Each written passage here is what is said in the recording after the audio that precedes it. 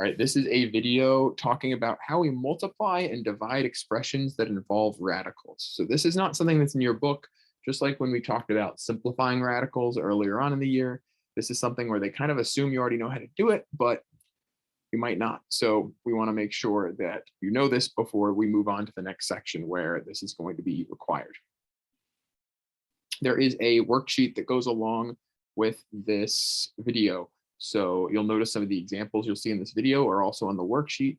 And what I want you to do is after each thing I teach you here, you want to pause the video and try the examples on the worksheet. I will make sure to remind you of that at those points during the video. So first off, we're going to talk about multiplying radicals. So to do this, you're going to multiply the numbers that are in the radical together and the numbers that aren't in the radical together. And then if possible, you're going to simplify what you have. So here's what I mean by that.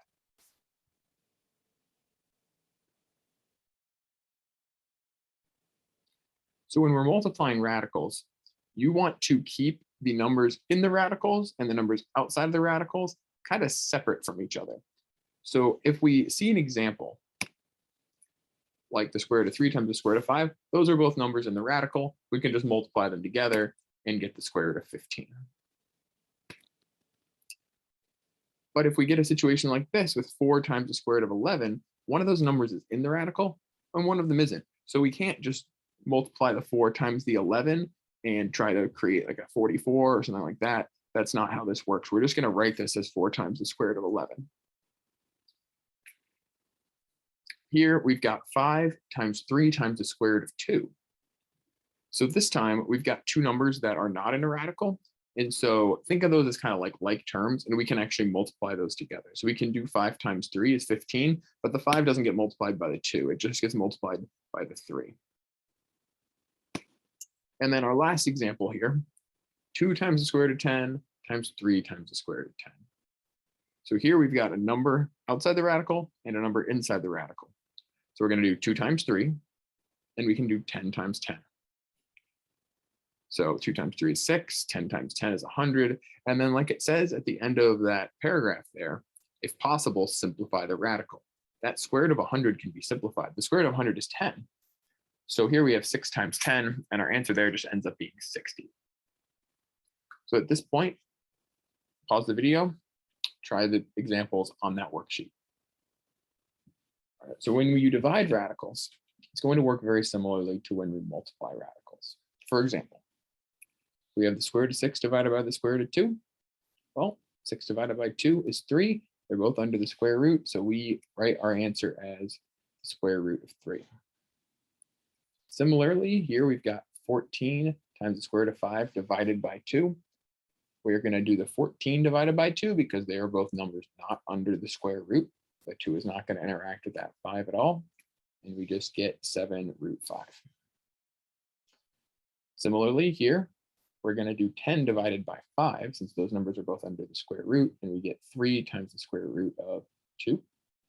And then lastly, here we've got a situation where there is a constant and a number under the square root for both expressions. And so we're going to do 12 divided by 2, and we're going to do 15 divided by 3 to end up with an answer of 6 radical 5.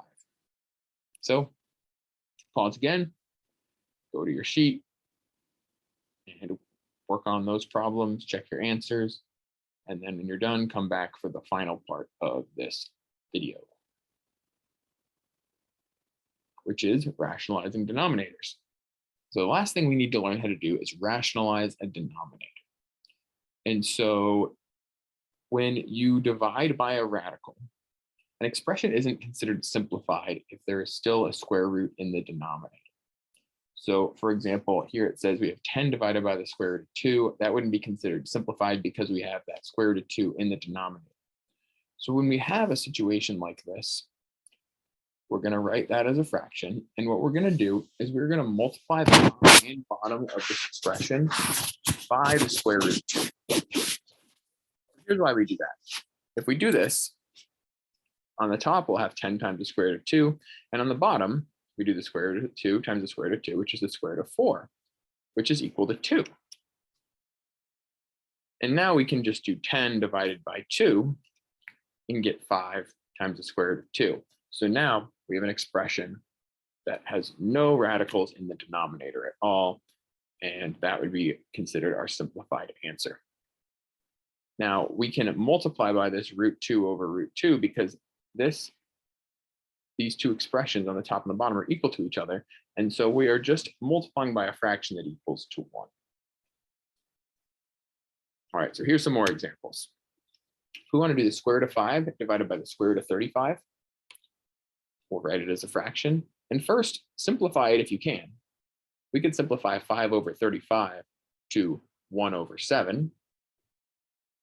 We'll leave those numbers in the square roots, but the square root of 1 is equal to just 1.